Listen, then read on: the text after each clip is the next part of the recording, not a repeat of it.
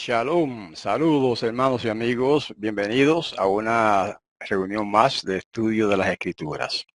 En esta ocasión vamos a estar estudiando acerca de las reglas de interpretación bíblica, tema muy importante para entender correctamente las Escrituras. Así que vamos a mostrar enseguida la pantalla para compartir con ustedes. Y a manera de introducción tenemos aquí una comparación de dos sistemas digamos, de interpretación de las escrituras. El primero a la izquierda es el sistema judío tradicional que llaman ellos pardés, ¿verdad? Pardés, que significa huerto o jardín, pero cada letra de esa palabra hebrea, de ese acróstico más bien hebreo, pues representa algo, ¿no? La P comienza con el sentido simple, la P de Peshat, representa simple, que eso es lo que significa Peshat, simple, literal, es el sentido literal en el que se interpretan las escrituras. Luego está el Remes, que significa indicio o insinuación. Luego está el Derash, que significa exponer, exégesis, explicar, ¿verdad? Etcétera. Entonces el último es Sod, que significa oculto o secreto. Y esos son los cuatro niveles que los rabinos utilizan para interpretar las escrituras. Ahora, a la derecha, en el cuadrito de la derecha, he puesto mi sistema lógico alterno. Un sistema alterno, o sea que es diferente, pero es un sistema alterno de interpretar las escrituras. Yo lo llamo el ABCD, el ABCD. La A es por análisis textual. Eso quiere decir que lo primero que se hace es analizar lo que dice la Biblia y lo que no dice, como yo le añado generalmente, ¿verdad? Lo que dice y lo que no dice, porque a veces hay personas que le añaden otras cosas que no están en el texto y eso es lo que no dice las escrituras en muchos casos. Así que la B está representando la búsqueda contextual, o sea que se trata de buscar otros lugares en las mismas escrituras antes o después del texto en cuestión, que tenga que ver con el tema de que se está tratando. Y la C es por correlación histórica. O sea, ya eso es un poco más complicado, es buscar en la historia, ¿verdad?, cómo se ha entendido tal o cual texto a través de la historia. Esa es la correlación histórica. Y la D es por diversas traducciones. Buscar entonces, comparar diversas traducciones de la Biblia sobre el pasaje que estamos estudiando y, y entonces comparar, ¿verdad? Unas traducciones con otras y a veces se arroja luz de esa manera y uno entiende mejor lo que nos dice el texto original. Bueno, pues no todos esos aspectos se utilizan en cada texto, ¿verdad? Eso es para ciertos textos nada más que son, digamos, un poco más difíciles, ¿verdad? Porque la mayoría o un gran número de pasajes son sencillos y fáciles de entender. Vamos a hacer unas comparaciones aquí. Vamos a mencionar primero unos pasajes de las antiguas escrituras que predicen algo, por ejemplo, y cómo utilizando pasajes de las nuevas escrituras, o sea, del nuevo pacto, vemos el cumplimiento de eso que se dijo en las antiguas escrituras. El primer punto y la primera regla de interpretación es la siguiente. Los escritos apostólicos deben entenderse en base a las escrituras hebreas y no al revés. Algunos lo hacen al revés, ¿verdad? No, primero hay que ver las escrituras hebreas, o sea, lo que llaman por ahí el Antiguo Testamento, y entonces luego ver cómo a la luz de esas escrituras hebreas se puede entender entonces los escritos apostólicos, o lo que se dice en los escritos del nuevo pacto. Vamos a tener aquí ver algunos ejemplos. Tenemos el primer ejemplo, la venida de Elías. Hemos mencionado eso otras veces, pero siempre hay que repasar. La venida de Elías se menciona en Malaquías 4:5. Y entonces luego vamos a ver lo que dice Lucas 1:17 y Mateo 17:11 al 13, que se relaciona con eso y que hay que entenderlo a la luz de eso. Miren, dice Malaquías 4:5, yo les enviaré al profeta Elías antes del terrible y tremendo día de Yahweh. Esa es la profecía. Ahora, vamos a ver lo que dice Lucas 1:17. Él mismo irá delante de Yahweh con el espíritu y el poder de Eliyahu, para hacer volver los corazones de los padres a los hijos y los desobedientes a la prudencia de los justos, para preparar a Yahweh un pueblo apercibido. Ahí está una aplicación de la profecía de Malaquías a la situación o el suceso que se da en el nuevo pacto, ¿verdad? En los tiempos apostólicos. Y fíjense que aplica eso a Johanán. Eso vamos a verlo también en el pasaje de Mateo 17:11, que dice, está hablando aquí el Mesías. Él le respondió, es cierto que Elías viene y restaurará todas las cosas, pero yo les digo que Elías vino ya y no lo reconocieron. Más bien hicieron con él todo lo que quisieron. Así también el Hijo del Hombre va a padecer a manos de ellos. Entonces los discípulos entendieron que les hablaba de Johanán el Inmersor, o sea, conocido en griego como Juan el Bautista. Ahí ve, ese es un ejemplo, ¿verdad?, de cómo se debe entender la profecía del antiguo pacto a la luz del nuevo pacto, o a entender la profecía, el cumplimiento del nuevo pacto a la luz de la profecía en el antiguo pacto. Ese es simplemente un ejemplo. Puede haber muchos más. Tenemos otro ejemplo con la cuestión de la cabaña de David. Vamos a verlo en estos pasajes que vamos a comparar ahora. En Amós 9:11 dice, en aquel día yo levantaré la cabaña de David caída y cerraré sus brechas y levantaré sus ruinas y la edificaré como en el tiempo pasado, para que aquellos sobre los cuales he invocado mi nombre posean el resto de Edom, y a todas las naciones, dice Yahweh, que hace esto. Ahora fíjense cómo se aplica en los escritos apostólicos esa profecía. En Hechos 15:14. Simón ha contado cómo Yahweh visitó por primera vez a los gentiles para tomar de entre ellos un pueblo para su nombre.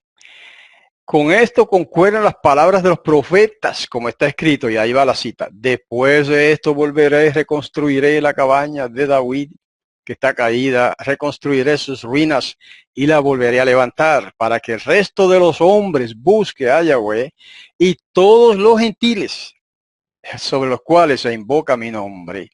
Dice Yahweh que hace estas cosas que son conocidas desde la eternidad. Ahí fíjense como un pasaje que aparentemente no tiene nada que ver, sí tiene que ver. Y él es el mismo Mesías, el que en algunos casos y en los apóstoles en otros casos, los que explican o aplican la profecía del antiguo pacto a algún suceso específico en el nuevo pacto. Eso es lo interesante. Y de ahí viene esa regla, ¿verdad?, que hemos mencionado respecto a cómo hacer, cómo interpretar las escrituras. ¿Ok? Vamos a ver la siguiente parte. Las epístolas es el punto 2. Las epístolas deben entenderse en base al evangelio. Aquí tenemos un ejemplo. El caso de Moisés y Elías, ¿verdad? Y Eliyahu. En Mateo 16, 27 y 17:9, entonces a la luz de Hebreos 11, 1 al 40, no vamos a citar todos los de Hebreos, sino que vamos a escoger solamente los nombres que se mencionan ahí para abreviar.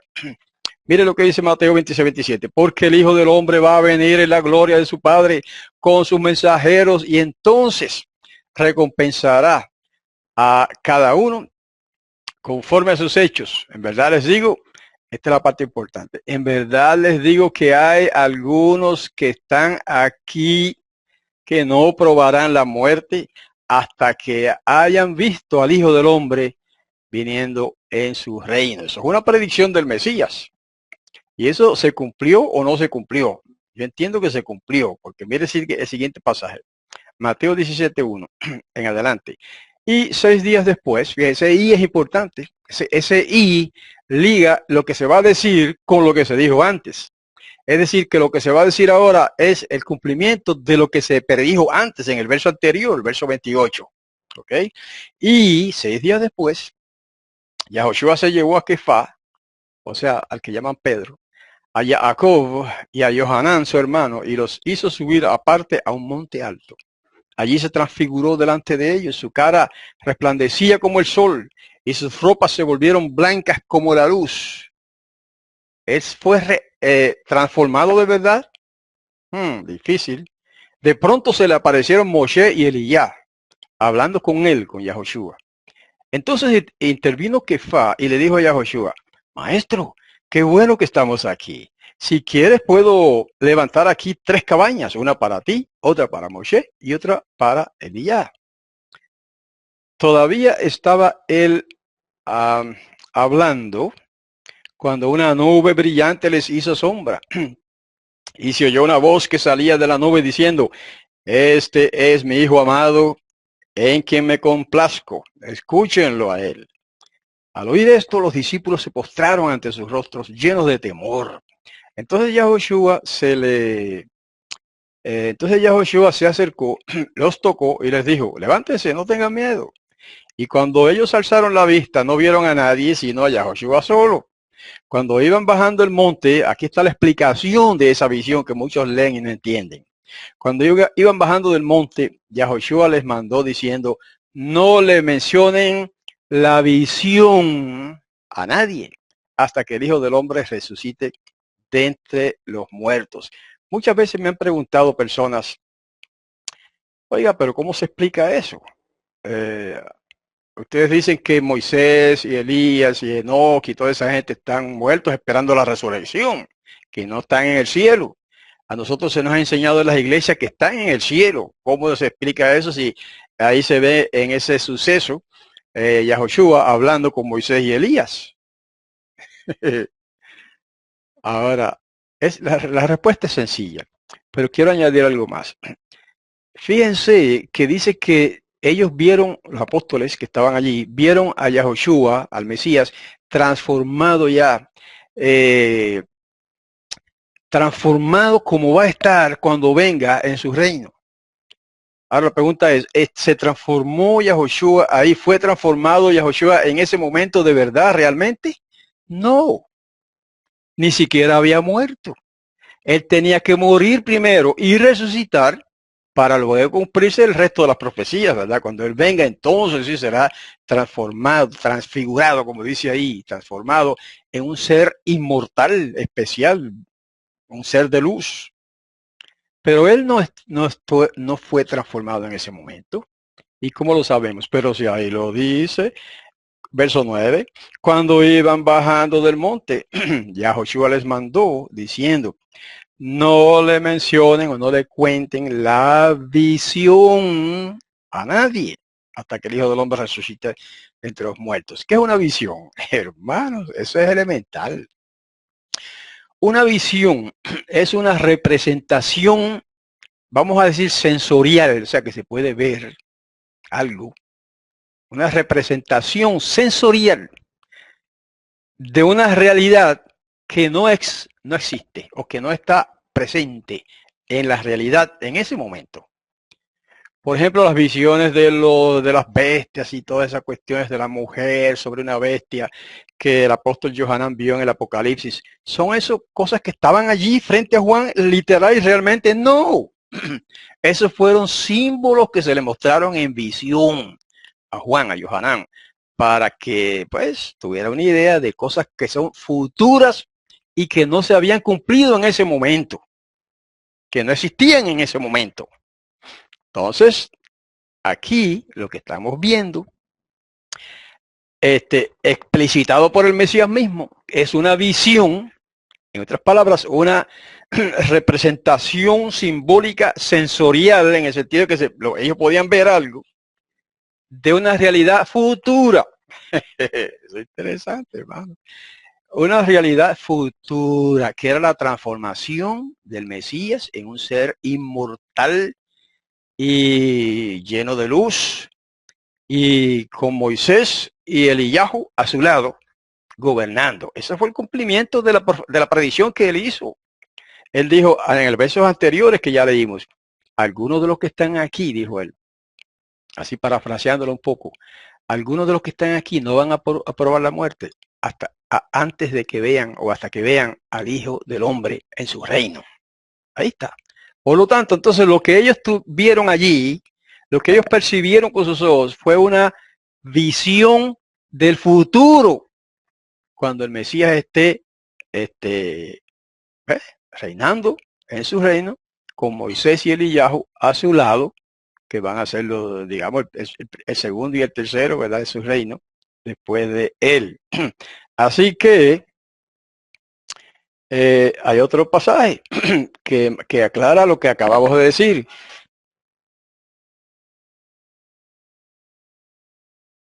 Y es Hebreos 11:4. Hebreos 11:4, fíjese lo que tenemos aquí resumido, ¿verdad? Es un pasaje largo. Y de 4 en adelante, fíjense, resumiendo, por la fe Hebel o Abel ofreció a Elohim un sacrificio superior al de Caín o a Caín. Verso 5, por la fe Hanoch o Enoch recibió el cambio, o sea, sin sentir la muerte, el cambio de vida a muerte, sin sentir la muerte, esa es la traducción correcta de ese pasaje. Y no lo hallaron porque Elohim lo había quitado al morir. Hebreos 11:7, por la fe Noah, o sea, Noé, y sigue diciendo cosas que vamos a obviar de momento para abreviar. El verso 8, por la fe Abraham. El verso 9, por la fe Isaac y Jacob. El verso 11, por la fe la misma Sara. Y el verso 13, el corolario de esto, todos estos murieron en la fe sin haber recibido el cumplimiento de las promesas. Ahí está. Moisés está, ahí está incluido Enoch. Está Moisés incluido. Quizá no, obviamente no leímos todo lo que está en esa lista. Lees el capítulo 11 completo y usted verá que muchos más son mencionados. Y dice que todos estos murieron sin haber recibido lo prometido. Y el verso 39, y todos estos, aunque recibieron buen testimonio por la fe, no recibieron el cumplimiento de la promesa. ¿Y cuál es la promesa? La vida eterna. Esa es la promesa. La inmortalidad, la vida eterna. Y esos que mencionan en esa lista, todos dicen que murieron sin recibir la promesa. En otras palabras, están muertos. Eso es elemental, eso es lo que dice ahí. No es lo que uno se imagina que dice. Mire el verso 40. Para que no fueran ellos perfeccionados aparte de nosotros, porque Elohim había provisto algo mejor para nosotros. Ahí está la explicación, hermanos queridos. En el verso 40 está la explicación de qué significa aquello que decía anteriormente de que no recibieron el cumplimiento de la promesa. ¿Cuál es la promesa? Lo dice en el verso 40, para que no fueran ellos perfeccionados aparte de nosotros. Otras palabras, todos los siervos del Todopoderoso que van a ser perfeccionados para reinar sobre las naciones con el Mesías, van a ser perfeccionados todos a la vez. Eso es lo que está diciendo ahí. Que ninguno de ellos, de esos santos de la antigüedad, ha sido perfeccionado aparte de nosotros. Porque Él está esperando por nosotros, como quien dice, para entonces que todos sean perfeccionados de una vez. Y eso es cuando venga el Mesías, ¿verdad? Por segunda vez. Ahí está, fíjense como un pasaje aclara el otro y como un pasaje concuerda con el otro cuando se entiende correctamente y cuando se analiza correctamente, sin las imaginaciones que le añaden los predicadores por ahí que no conocen las escrituras. Tercer punto, lo local debe entenderse en base a lo universal. Esto es sencillo y vamos a mencionar los pasajes sin citarlos. Ustedes los conocen y si no, búsquenlos en la Biblia. Mira, en Éxodo 3:5. Se le manda a Moisés quitarse las sandalias porque aquel lugar es santo, ¿verdad? Eso lo dice allí el pasaje. Esa era la muestra de respeto que se utilizaba en la antigüedad cuando se presentaba alguien, ¿verdad?, ante la presencia del Todopoderoso. Se quitaba las sandalias. Esa era la muestra de respeto. Esa era una señal cultural de respeto. Hoy día, esa señal cultural, esa muestra de respeto, no tiene que ver con eso. Más bien tiene que ver con quitarse el sombrero. Y ustedes saben que aún en las culturas gentiles ha penetrado esta idea de quitarse el sombrero delante de un rey, por ejemplo, delante de un personaje grande. Incluso a veces, yo he oído muchas veces en la televisión y por ahí, en otras partes, personas que cuando miran grandemente a alguien, porque esa persona sobresale de alguna manera especial sobre los demás, dice la gente, yo me quito el sombrero ante esa persona. Y eso lo dicen personas que ni siquiera usan sombrero. ¿Ustedes han oído eso? Personas que ni siquiera usan sombrero, pero dicen, oye, yo me quito el sombrero ante este individuo. ¿Ah? ¿Por qué? Eso, porque esa frase, ese refrán, vamos a decir, surge de esa costumbre antigua, ¿verdad? De quitarse el sombrero. O sea que la costumbre más antigua de quitarse los zapatos ante un ser divino, por ejemplo, o ante un magnate, un dignatario, un gobernante, esa costumbre muy antigua fue reemplazada más tarde por otra costumbre que es quitarse el sombrero delante de, de ese personaje. ¿Ok? Mire lo que dice Romanos 16, que nos vamos a citar para abreviar. Pero ustedes saben que Pablo mandó sobre el beso santo. Y dice, salúdense unos a otros con un beso santo. Ahora, esa no es la costumbre. Puede que sea la costumbre en algunos lugares, ¿verdad?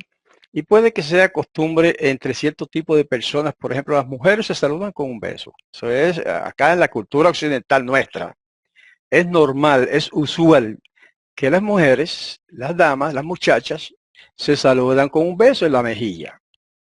Entre los hombres eso no es usual, no es acostumbrado. Es más, no es bien visto. Puede que haya excepciones, sí, ¿verdad? Para todas las cosas hay excepciones.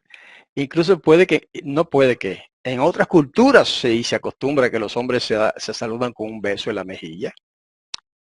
Como en Rusia, bueno, en Oriente, en muchos países de Oriente, eso todavía es costumbre, ok, pero en la cultura occidental en la que vivimos nosotros, por lo menos la mayoría de los que me están escuchando, no es así. Está mal visto que dos hombres se saluden dándose un beso. Entonces, ¿qué es lo que se acostumbra hoy día? Pues se da la mano, se estrechan las manos, ¿verdad? De las personas, ese es el saludo. O puede que se dé un abrazo a personas del mismo género, del mismo sexo, no hay problema con eso, un abrazo. Eso es lo que se acostumbra. O sea, lo que queremos decir es que la costumbre local,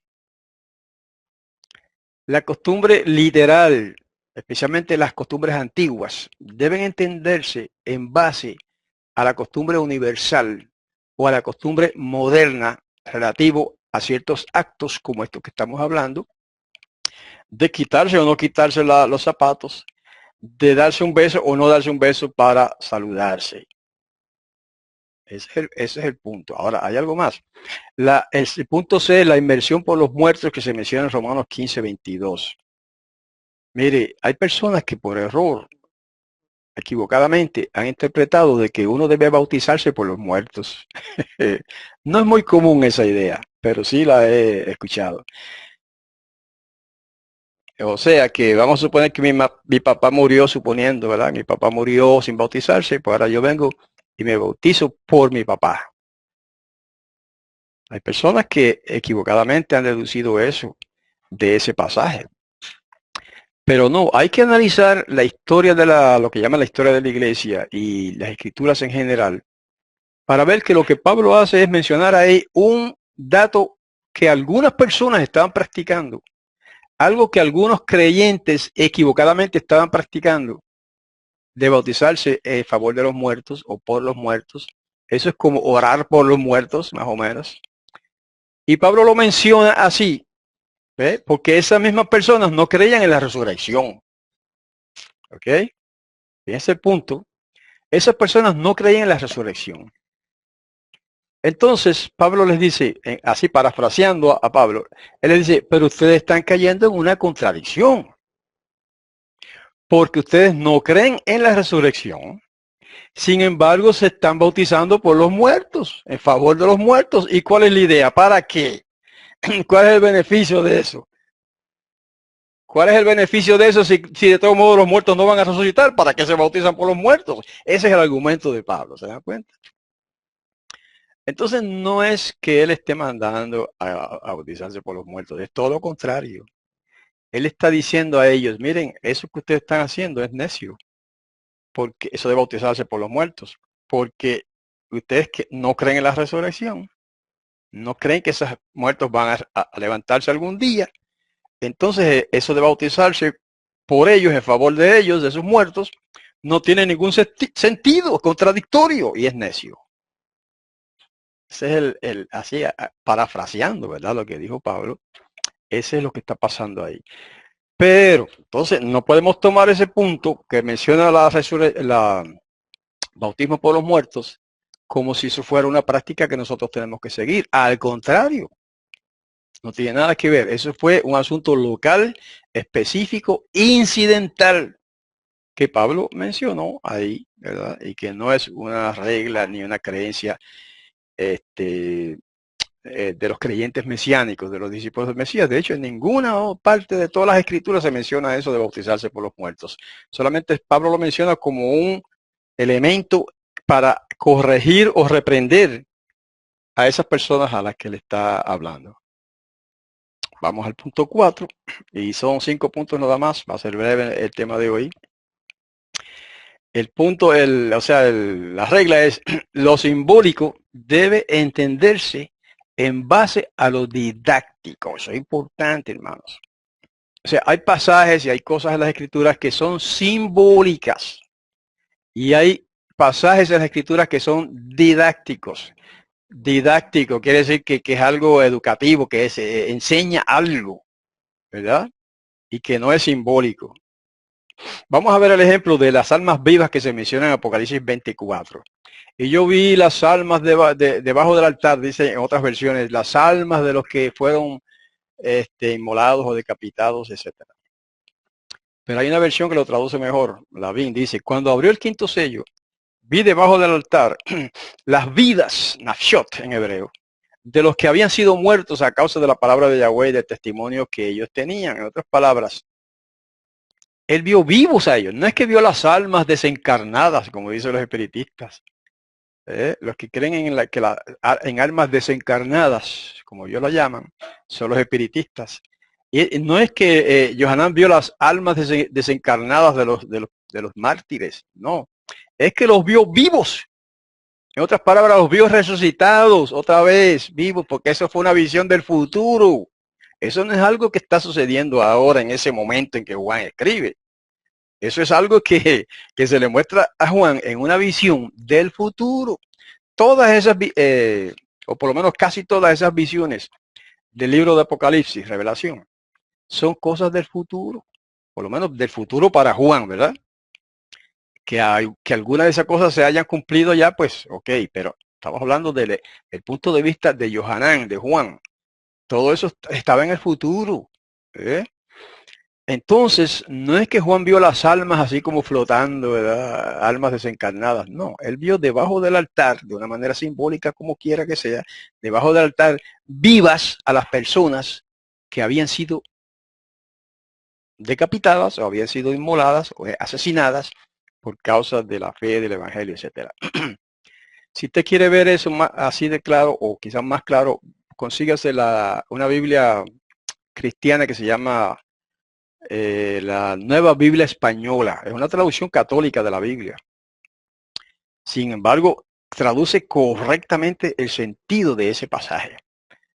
Fue hecha por el doctor Alonso Siogel. Bueno, Alonso Siogel hizo el Antiguo Testamento y Juan Mateo creo que se llama el que hizo el Nuevo Testamento.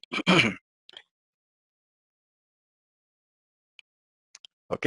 Ahora, eso, no solamente por la explicación esa de qué es lo que significa lo que él vio, sino que hay que entender eso a la luz, eso que es simbólico, hay que entenderlo a la luz de la didáctica de las escrituras. O sea, ¿qué nos enseñan las escrituras en otros pasajes respecto a la muerte?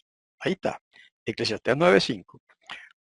Inspiración del Todopoderoso para el sabio Salomón que escribió, porque los que viven saben que van a morir, pero los muertos nada saben o no saben nada, ni tienen más recompensa, o sea, en esta vida, pues el recuerdo de ellos cae en el olvido. También han desaparecido su amor, su odio y su envidia. Ya no tienen parte en este mundo, en todo lo que se hace debajo del sol. Ahí está. Porque los que viven saben que van a morir. Eso es un axioma. Todo el mundo sabe eso. Los que viven saben que van a morir. Pero lo importante es la siguiente frase. Pero los muertos no saben nada. ¿Por qué los muertos no saben nada? Porque están muertos. Elemental. O sea, la muerte es el opuesto de la vida. La muerte es lo contrario de la vida. La muerte es la antítesis de la vida. Entonces es imposible que los muertos estén vivos, porque si están vivos, entonces no están muertos. Es sencillo. Y si están muertos, entonces no están vivos. ¿Eh? Y además, ahí lo dice más claro. Porque los muertos no saben nada, también ha desaparecido su amor, su odio y su envidia, y ya no tienen parte en nada de lo que sucede aquí. Si ha desaparecido su amor, entonces no aman. Su odio tampoco odian. Y su envidia tampoco envidian. Entonces, en otras palabras, no tienen conciencia. Los muertos no tienen conciencia. Bueno, eso es lo que escribe el sabio Salomón, por inspiración del Espíritu de Santidad, ¿verdad? Del Todopoderoso, que usa a través de su espíritu, de su inspiración sagrada, inspira a estos profetas y otros personajes de las Escrituras a escribir lo que escribieron. Un ejemplo, u otro ejemplo, el ejemplo B, la cuestión de ir al cielo. Mire, Juan 14, 2 al 3. Dice, en la casa, esas son palabras del Mesías, en la casa de mi padre hay muchas habitaciones. Si así no fuera, se lo hubiera dicho. Así que voy a preparar un lugar para ustedes y cuando vaya y les prepare un lugar, vendré otra vez y los recibiré conmigo para que donde yo esté, ustedes también estén. Interesante. En primer lugar, muchos han leído ese pasaje centenares de veces y todavía no lo entienden. Porque mire lo que está diciendo ahí. Por eso hay que, como le dije al principio, hay que ver en el texto lo que dice y lo que no dice. Que no dice, pero que está implícito ahí. Dice, voy a preparar un lugar para ustedes, ¿verdad?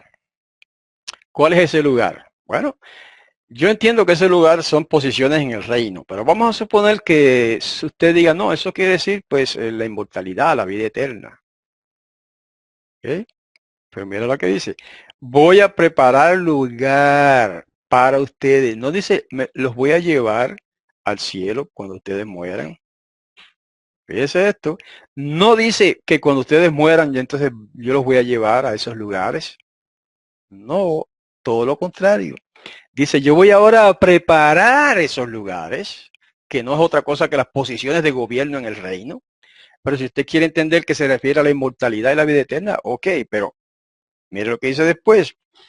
Cuando vaya yo al cielo, hablando el Mesías, cuando vaya y les prepare un lugar, entonces, después que les prepare ese lugar, entonces vendré otra vez y los recibiré conmigo. Esa es la resurrección, hermanos. Está hablando de la resurrección. Esos lugares que Él le va a entregar a sus siervos, a sus discípulos, es cuando venga Él por segunda vez y los resucite a los que hayan muerto y los transforme a los que estén vivos, entonces les entregará esas mansiones, esas habitaciones. ¿Ok? Y luego dice, para que donde yo esté, ustedes también estén. Yo no sé si ustedes lo captan, pero hermanos, si ustedes eso, sin el prejuicio doctrinal de los teólogos modernos, usted va a ver que eso es lo que dice ahí. ¿Ok? En Apocalipsis 22:12 confirma eso, cuando dice, miren, vengo pronto y mi recompensa conmigo para pagar a cada uno según sean sus obras. Ahí está. O sea, ¿por qué decir eso? Si eso es que han muerto, según la teología cristiana, que han muerto los santos, por los justos que han muerto, están en el cielo ahora gozando y disfrutando de las maravillas del reino del cielo. Entonces, ¿cuál es la idea de decir que ahora que Él viene, el Mesías, cuando venga, entonces que le va a pagar a cada uno? ¿Verdad? Según sean sus obras. Ningún sentido tiene. Ningún sentido tiene, hermanos. No sé, pero yo veo ahí claramente que ese pasaje está diciendo, el de Juan 14, 1 al 3 o 2 al 3, que la recompensa de los santos, de los justos, de los discípulos del Mesías, se les va a entregar no cuando ellos mueran, como para llevarlos al cielo, sino cuando el Mesías venga por segunda vez y traiga su galardón, su recompensa con él, para pagar a cada uno según sus obras. Y entonces es que le entregará esas mansiones o esas habitaciones. Hay algunas versiones que dicen mansiones, otras dicen habitaciones. Y hermanos, esto no es otra cosa que un lenguaje simbólico basado en el templo. Yo quisiera mostrar, no lo tengo en el momento, pero lo hemos mostrado antes, una, como quien dice, una maqueta o un plano de lo que era el templo en los tiempos antiguos. El templo de Salomón, que tenía muchas habitaciones en todo alrededor. O sea, en tres lados, los dos lados largos y el lado de atrás, tres hileras de habitaciones de 3 pisos. O sea que había una hilera, primer piso, de tantas habitaciones, otra hilera alrededor del templo y una tercera hilera de habitaciones o cuartos, o cámaras.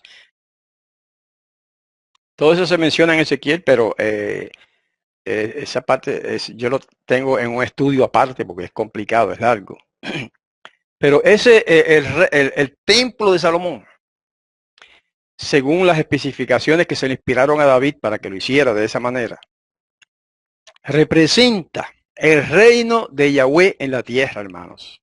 Representa el reino de Yahweh en la tierra. Lo representaba en aquel tiempo, cuando estuvo aquí ese templo, y lo representa todavía espiritualmente para el futuro.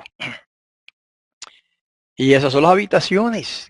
¿Quiénes son los que habitaban en ese templo?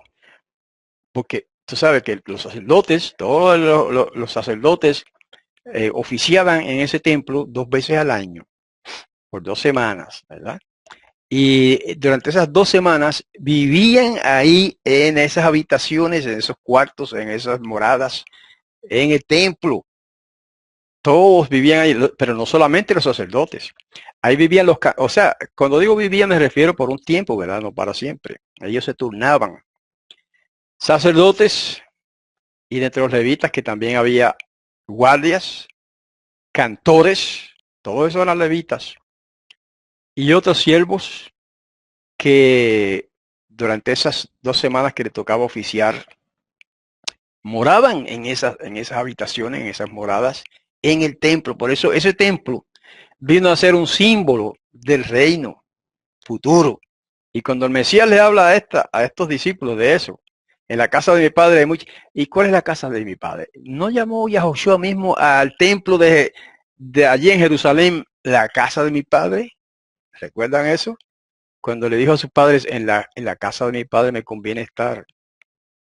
Ok. Y etcétera. Y en muchos otros pasajes se le llama al templo de Jerusalén la casa de Yahweh. Esa es la casa del Padre, claro, en símbolo, ¿verdad? Porque la casa del Padre literalmente es el cielo. Pero acá, como símbolo de esa casa del Padre en el cielo, estaba el templo. Y por eso ese reino que está en el cielo es el que va a bajar a esta tierra, es el que el Mesías va a traer, ¿ok? Cuando venga.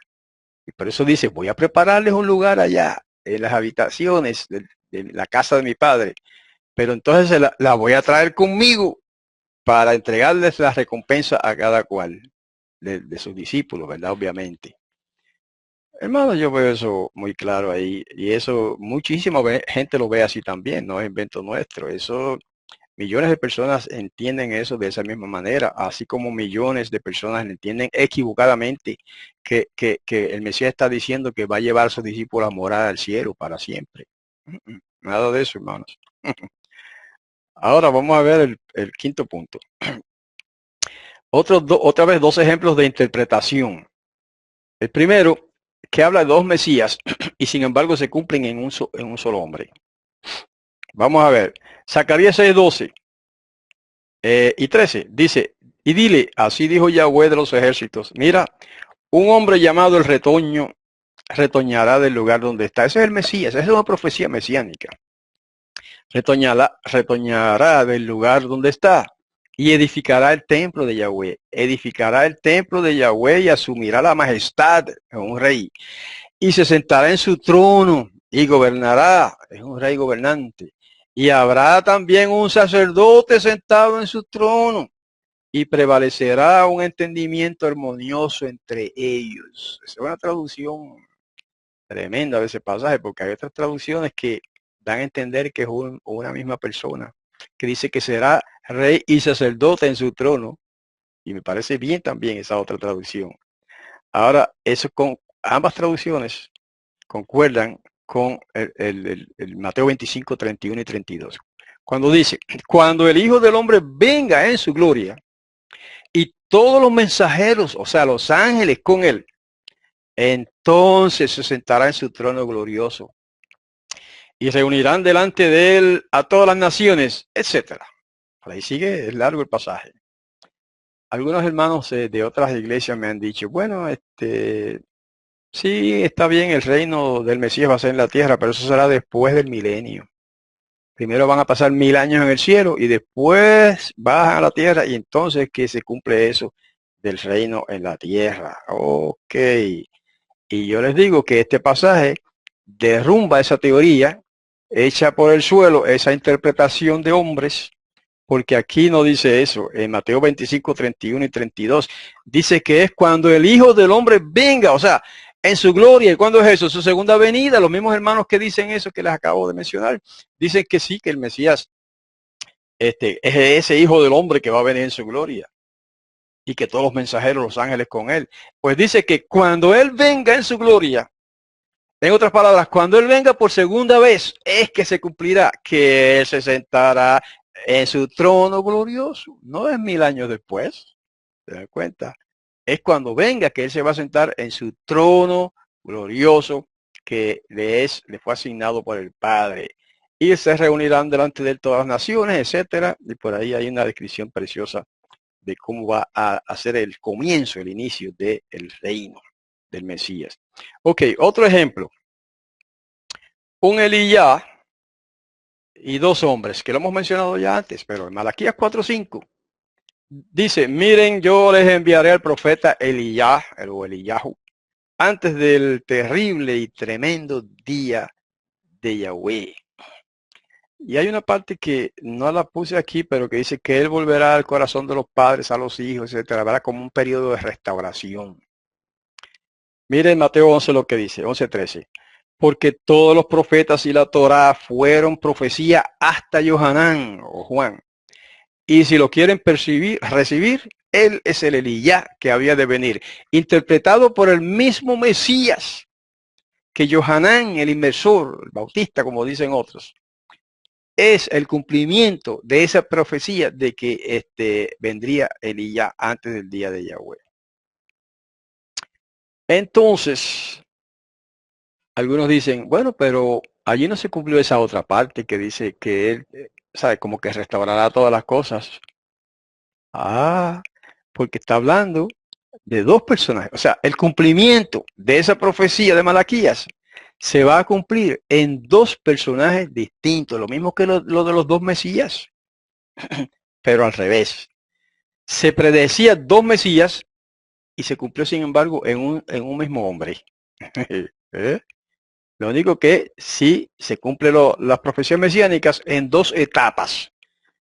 Y por eso es que se presentan como dos Mesías. No solamente en la Biblia, sino en la tradición judía se hablaba de dos Mesías. Y es que no es que eran dos Mesías realmente, sino el mismo Mesías que vendría una vez y que después volvería otra vez.